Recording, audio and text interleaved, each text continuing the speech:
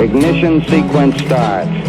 6, 5, 4, 3, 2, 1, 0. Liftoff. We have a liftoff.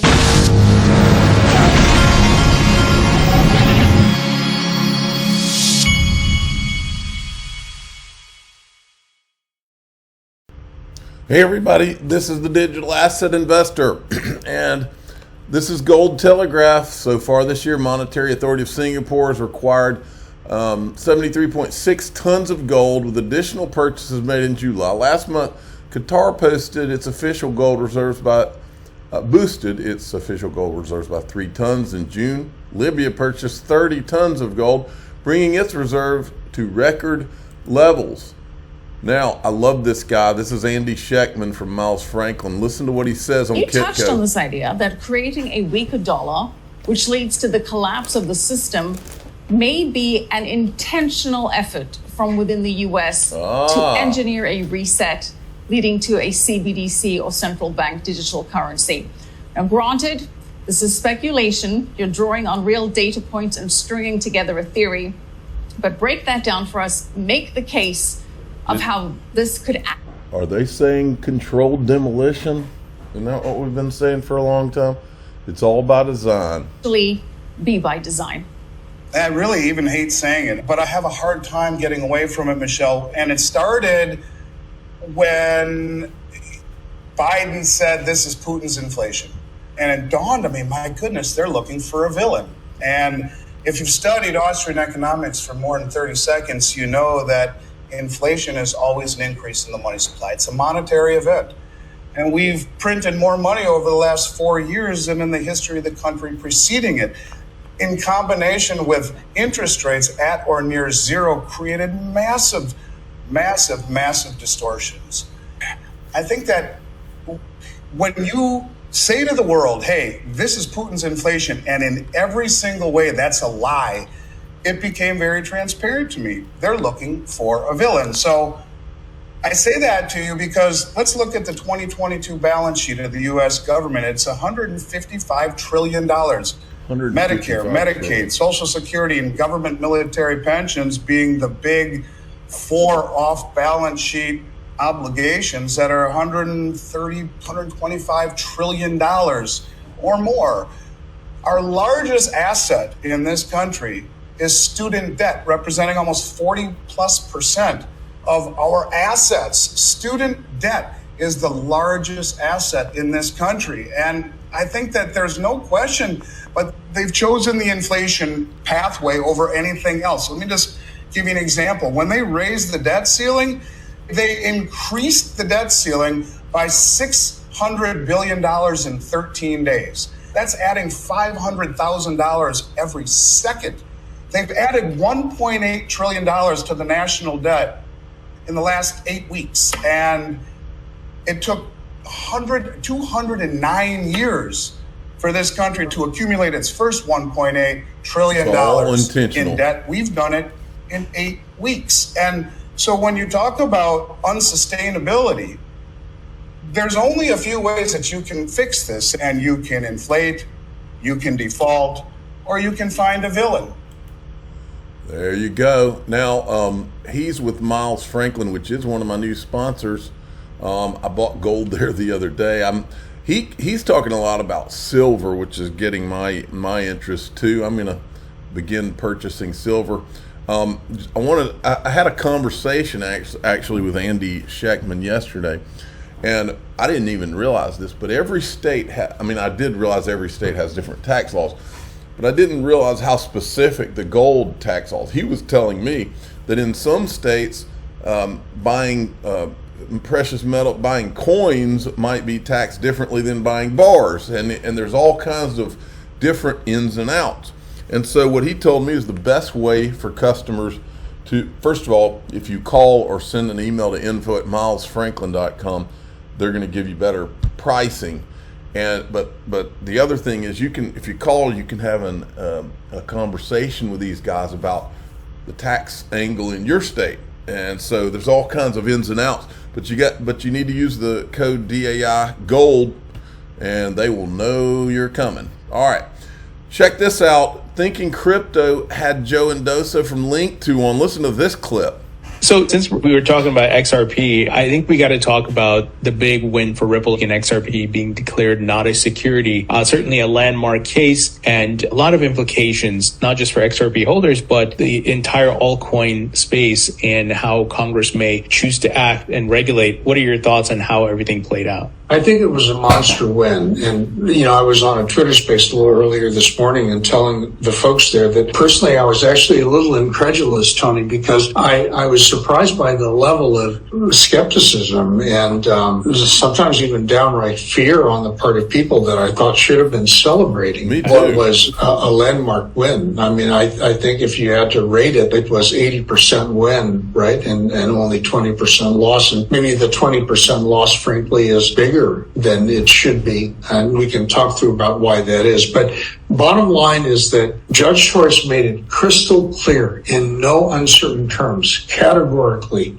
stated that XRP itself, the token, is intrinsically not a security. That is hugely important because that is the exact opposite of what the SEC was arguing, that XRP is intrinsically a security. And Torres basically said, no, it's not. It's not a security any more than the orange groves in the original Howey case were a security. They're not. It can be wrapped in a securities contract if it is sold and marketed and offered in a certain way. But as long as you don't do that by itself, it isn't, right? And she actually laid out very clearly a whole number of situations and circumstances in which it's offered and used and traded without being a security. All of those ways, all those facts and circumstances, frankly, are the facts and circumstances that going forward, Ripple itself will be able to use XRP under without it tripping the securities regulations. So I'm super positive that it's going to have two really positive impacts from an investment standpoint. Number one, it will clear the path for banks to utilize ODL, on-demand liquidity, because there will be no regulatory burden or liability associated with their buying and selling XRP in the course of using ODL. What does that mean? It means that there will be significantly more demand for XRP, and the amount of trading and liquidity around XRP will significantly increase. And the second really material benefit is that it will significantly increase the value of the XRP escrow that Ripple holds. So Ripple will benefit, A, because it'll have much greater market adoption for its payment processing product, more customers, more revenues from those customers, but also the intrinsic value of the escrow will increase. Those two things are significant investment drivers for.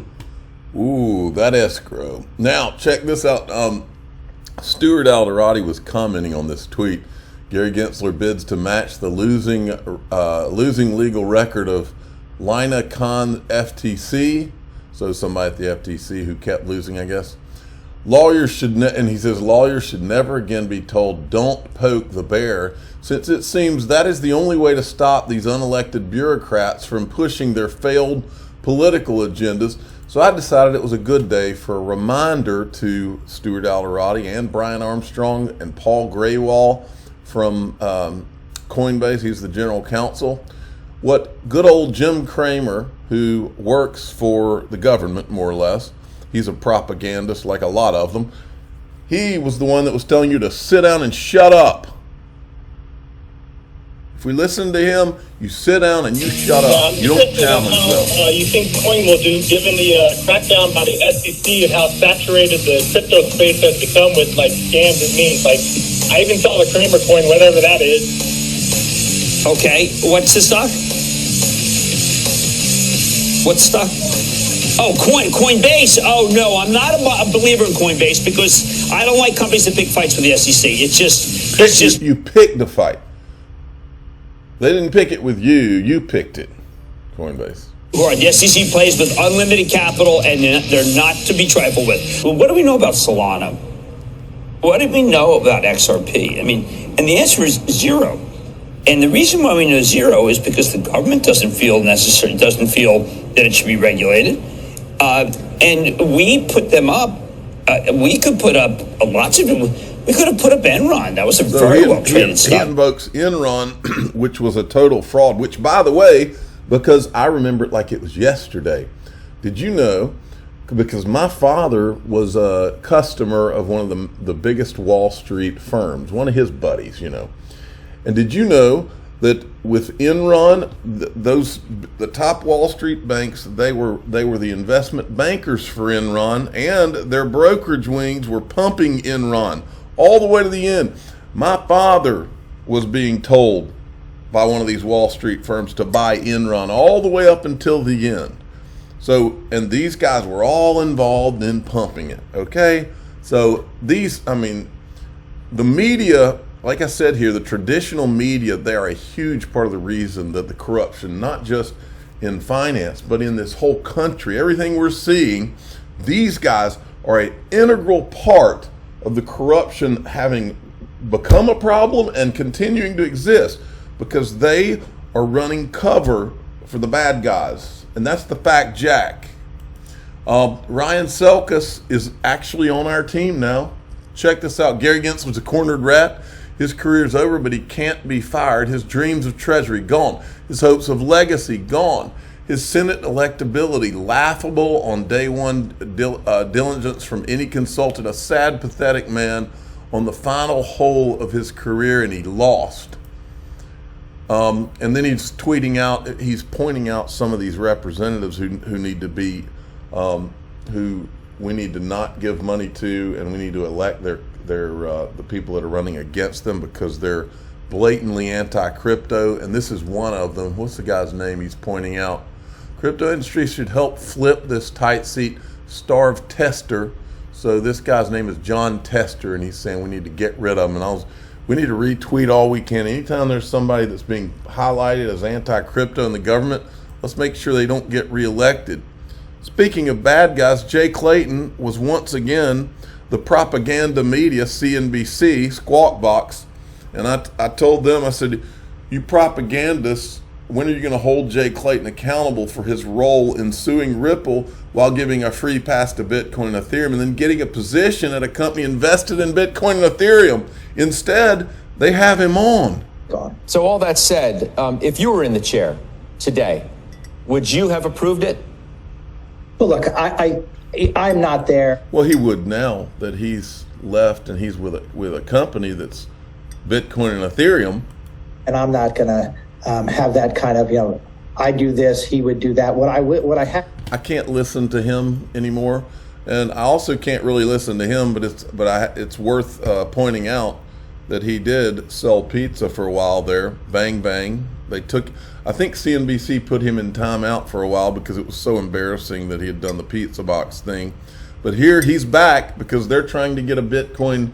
They're trying to pump the Bitcoin ETF idea, which all of the ETF things were rejected or they were put off yesterday by the SEC, including BlackRock and Fidelity and one or two others. Admittedly, I'm kind of surprised. You sound a little more sympathetic towards Mr. Gensler as maybe I would have expected, because many who share your passion and advocacy for Bitcoin have been much more harsh towards him. At the end of the day, we can yell and scream, we can argue, name call, do all the things that people do, but we still have to work together, right? At the end of the day, the regulators are always going to be the regulators. And so my thought process is if we spend our time more focused on educating. No, I think his thought process is more that he was involved in BlockFi and some of these others. And so you don't want to say anything. So check this out. I want to remind everybody, this is one of my sponsors, the Flare Naming Service. And their Twitter handle's @Flare Naming. They're running a contest. What they're doing is these are domain names where you're going to be able to build your own website, which that's what I plan to do. They gave me digital asset buy.flr, and I'm going to probably build a website there. And their website, they're running a contest in the lead up to their website builder. And basically they've pinned a tweet to the top of their Twitter handle, and all you have to do is go comment on the tweet. They're going to give 10 premium domains, and this is going to be until September, completely giveaway on September 15th. All right. So if you comment on the pinned post, then you'll be entered. And then they're saying they're giving away these cards for each domain. Website Builder Phase 1 of our website builder will be launching October 1st, allowing you access to design a website for your .flare domain. More details coming soon. And here's the tweet that they want you to post a comment on, and that's @Flare Naming. I'm the digital asset investor. I'm not an investment advisor. This is for entertainment purposes only. Please subscribe, hit the like button, tell your friends and family. Might want to go comment on this to be able to enter this contest. Thanks for listening.